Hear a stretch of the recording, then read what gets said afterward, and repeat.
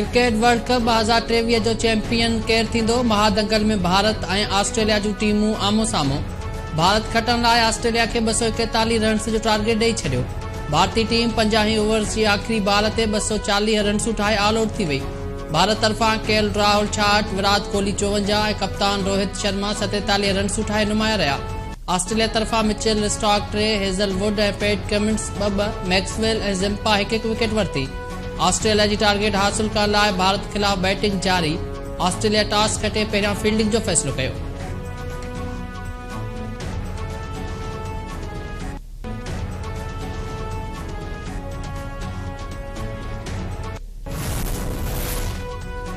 IMF पारां पाकिस्तान जी तरक्याती budget ते ख़दशा ज़ाहिर। आलमी मालियाती इदारे public investment management assessment report जारी। रिपोर्ट में चयो वियो आहे त पाकिस्तान जी तरक्याती बजट बर्दाश्त जोगी नाहे, नज़रसानी कई वञे। तरक्याती मनसूबनि खे मुकमल करण लाइ 10.7 ट्रिलियन रुपया घुर्बल आहिनि। गुज़िरियल बजट में हुकूमत 2.3 ट्रिलियन रुपयनि जा नवां तरक्याती मनसूबा शुरू कया। तरक्याती मनसूबनि जी मंज़ूरीअ खां अॻु टेक्निकल असेसमेंट ज़रूरी आहे। तरक्याती मनसूबा शुरू करण खां अॻु उन्हनि जी चूंड लाइ 5 सालनि जी पॉलिसी जोड़ी वञे। तरक्याती मनसूबनि खे फंड्स जारी करण जो तरीक़ेकार तयारु करे छपिरायो वञे।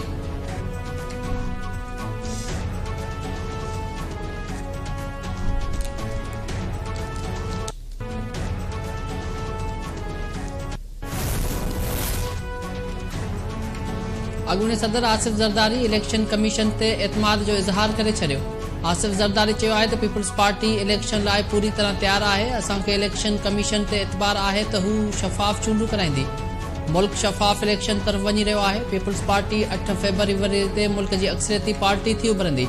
मुल्क में चूंडुनि लाइ साज़गार माहौल आहे। पीपल्स पार्टी हर तरह जे माहौल में इलेक्शन विढ़ण जी सलाहियत रखे थी।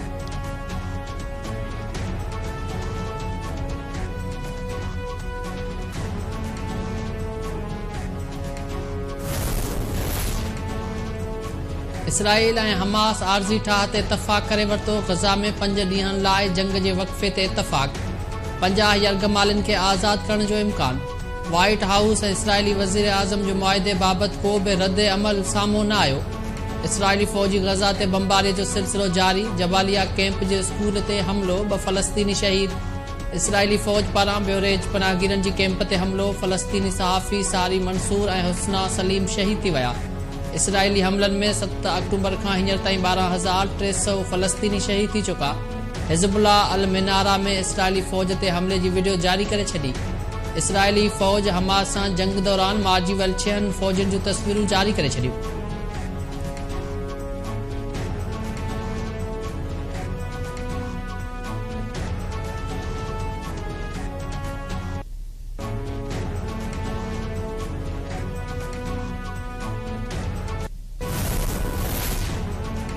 जस्कम जे सॾ ते सिंध में गैर क़ानूनी तौर तरसियल अफ़गाननि खे नेकाली न ॾियण ख़िलाफ़ ॾहिरकीअ मां निकितल पैदल मार्च मीरपुर माथुरो पहुची वियो।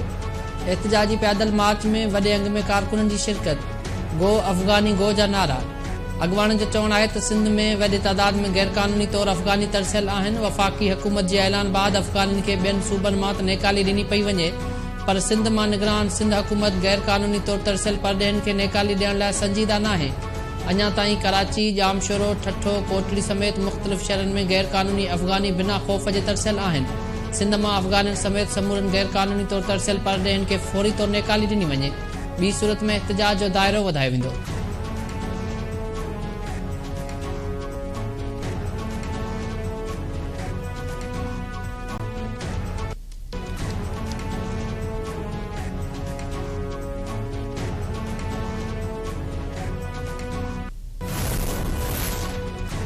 सिंध जे मुख़्तलिफ़ शहरनि में धारधार रोड हादसनि में 6 ॼणा फ़ौत, 1 ज़ख़्मी। मिठी में डीपलो नौकोट रोड ते ट्रक खे बाहि लॻी हुई, 2 ॼणा सड़ी फ़ौत। पुलिस मूजिबि वाक़े में फ़ौत थियलनि जी सुञाणप हैदराबाद वासी रिजब ऐं शकील पठान तौरु थी आहे। कंदकोट में ट्रैक्टर ऐं मोटरसाइकिल विच में टक्कर, मोटरसाइकिल सवार ज़फ़र आबाद शाह फ़ौत थी वियो। ट्रैक्टर ड्राइवर फरार। नौशरो फिरोज़ में कार ऐं मोटरसाइकिल में टक्कर सबबि चौपाए माल जो डॉक्टर वाजिद सोलंकी फ़ौत थी वियो। ड्रिम मेहर शाह में गाॾी जे टक्कर में रोड पार कंदड़ नींगर फ़ौत थी वियो। खैरपुर में रोड पार कंदड़ नौजवान ट्रालर जे टक्कर में फ़ौत, सुञाणप न थी सघी।